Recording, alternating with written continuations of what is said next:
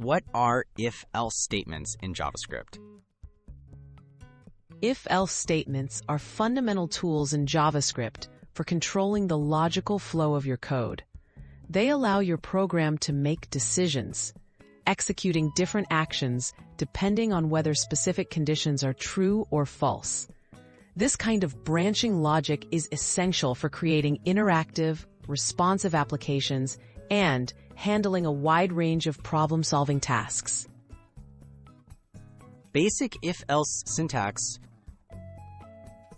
The simplest form of an if-else statement in JavaScript looks like this. If, condition, code if true, else, code if false.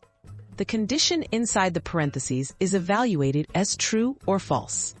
If it's true, the first block runs. Otherwise, the block after else is executed. Using if, else if, and else together.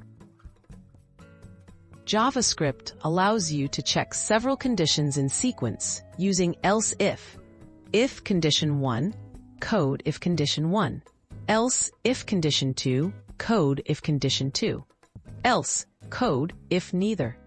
This provides a structured way to handle multiple possibilities in your logic.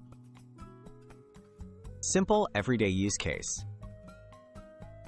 Suppose you want to greet users based on the time of day. You might write, if hour is less than 12, good morning. Else if hour is less than 18, good afternoon. Else, good evening.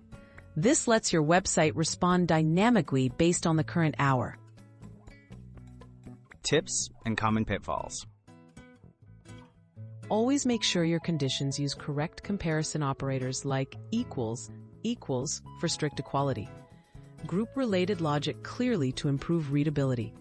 Watch out for accidental assignment equals instead of comparison. Remember, you can nest if-else statements when handling complex scenarios, but keep your code as simple as possible for easier maintenance.